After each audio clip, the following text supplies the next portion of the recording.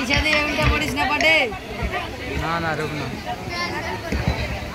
দেখে পড়া করে যাচ্ছি তো roll number 1 Pintu sir roll number 2 Mintu লাভবাহিক স্যার रोल नंबर 3 चिंटू উপস্থিত স্যার পড়া হয়েছে তোদের হ্যাঁ স্যার पिंटू পড়া করেছিস তুই হ্যাঁ স্যার আর মিন্টু তুই ফ্যাট ফ্যাটি স্যার ফ্যাট ফেটে আবার কি রে বাবা ফ্যাট মানে মোটা ফেটি মানে মোটি মোটামুটি আচ্ছা আচ্ছা আর চিন্টু তুই পড়া করেছিস তো পড়া হয়েছে মানে মুখস্থ কণ্ঠস্থ প্রকটস্থ জলস্থ ঠটস্থ হয়ে গেছে আপনি যেটা ধরবেন সেটা বাদ দিয়ে সব হয়ে গেছে বাহ তোরা খুব ভালো ছাত্র নে চিন্টু তাহলে তুই দাঁড়া তুই বল তো যদি এ ফর আপেল হয় তো বি ফর কি হবে সি ফর কি হবে ও ডি ফর কি হবে স্যার এ ফর যদি আপেল হয় তাহলে বি ফর বাপেল হবে কেন সি ফর কাপেল হবে এবং ডি ফর ডাপেল হবে ব্যাস ব্যাস তোকে আর বলতে হবে না তুই তুই দাঁড়িয়েই থাক প্রথমে তুই আমার মেজাজটা গরম করে দিলি লে মিন্টু তুই দাঁড়াতো তুই বলতো 6 বছর আগে বল্টুর বয়স কেলটুর বয়সে 3 গুণ ছিল বর্তমান বল্টুর বয়স কত স্যার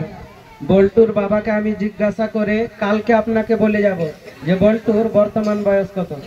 কি সাংঘাতিক উত্তর রে বাবা তুই দাঁড়িয়ে থাক স্যার একটা কথা বলবো স্যার মারবেন না তো আমাকে কি কথা বল মারার মতো হলে মারবো উত্তর দিবেন স্যার কি প্রশ্ন কর তাড়াতাড়ি কর। তুই আমাকে ছোট বাচ্চাদের মতো প্রশ্ন করছিস এগুলো সব বাচ্চাদের প্রশ্ন উত্তরটা বলুন না স্যার একটি বানরের সামনে 5টি কলা থাকা সত্ত্বেও একটিও কলা খায়নি কেন কারণ কলাগুলো সব প্লাস্টিকের ছিল তাই কলাগুলো একটাও বানর খায়নি স্যার হয়নি হয়নি মানে কেন হয়নি স্যার কলাগুলো সব অরিজিনালই ছিল কিন্তু বানরটাই প্লাস্টিকের ছিল খুব পাকা হয়ে গেছিস চুপচাপ বস স্যার আমার পা ঝিনঝিন করছে আমাকে বসতে দিবেন আচ্ছা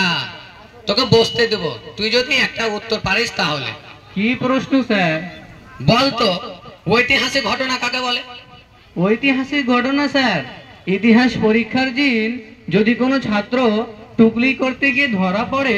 তখন তার খাতা ক্যান্সেল করে তাকে চর থাপ্পড় ঘুষি দিয়ে বাড়ি পাঠিয়ে দেওয়া হয় তখন তাকে ঐতিহাসিক ঘটনা বলে তুই আমার সামনে থেকে যা নাহলে তোকে চর থাপ্পড় ঘুষি দিয়ে বাড়ি পাঠিয়ে দিব আমাকে একবার বাংলা থেকে ধরুন স্যার তারপরে বাড়ি পাঠাবেন বেশ তাহলে তুই বল সন্ধি বিচ্ছেদ কাকে বলে আর শোন যদি বল কোনো উত্তর দিলি তাহলে তো 3 মাসের জেল হবে সন্ধি বিচ্ছেদ স্যার দুই প্রিয় বন্ধুর মাঝে যখন টাকা পয়সা নিয়ে গন্ডগোল বাঁধে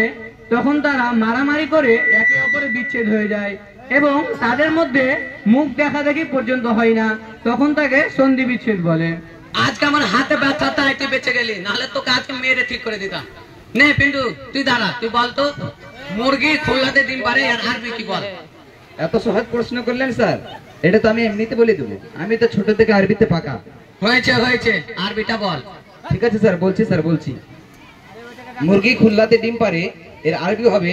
মুরগি তুন খুলনাতুন পাক পাকাতুন ডিম পারাতুন কি সাংঘাতিক উত্তর রে বাবা তুইও দাঁড়িয়ে থাক স্যার আমারও পা ঝিনঝিন করছে আমাকে একবার প্রশ্ন করুন না স্যার আমি বসতে চাই স্যার বেশ তাহলে তুই বাংলাতে খেজুর বানান কর স্যার কাঁচা খেজুর না পাকা খেজুর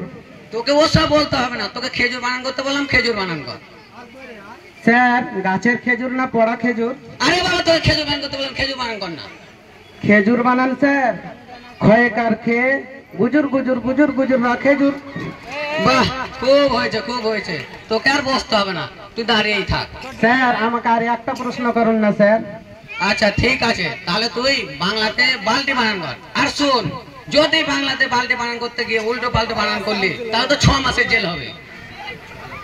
স্যার টিনের বালতি না স্টিলের বালতি আরে বাবা তুই আমার মাথাই খারাপ করে দিলি তো তোকে বালতি বানান করছে বালতি বানান কর না বালতি বানান স্যার কি বলি বয়াকার বা উল্টা পাল্টা লাঠি বালতি বাহ কি সাংঘাতিক উত্তর বলেছিস রে বাবা তোদেরকে আর পড়াশোনা করতে হবে না তাহলে আমরা কি করব স্যার তোরা আবার কি করবি মাঠে গিয়ে গরু চড়াবি আমরা তো এটাই যাচ্ছিলাম। তো তো তারই যোগ্য। থাক, আজকে এখানে নেই ক্লাস শেষ, কাল থেকে তো এই স্কুল আসতে হবে না। এই চিন্টু স্যারকে যদি ফাঁকা পেতাম না রে, ইট চালিয়ে মাথা ফাটিয়ে দিতাম। তুই তো মাথা ফাটাস রে, আমি কারো স্কুলটাই ভেঙে দিতাম যাতে স্কুল না যেতে হয়।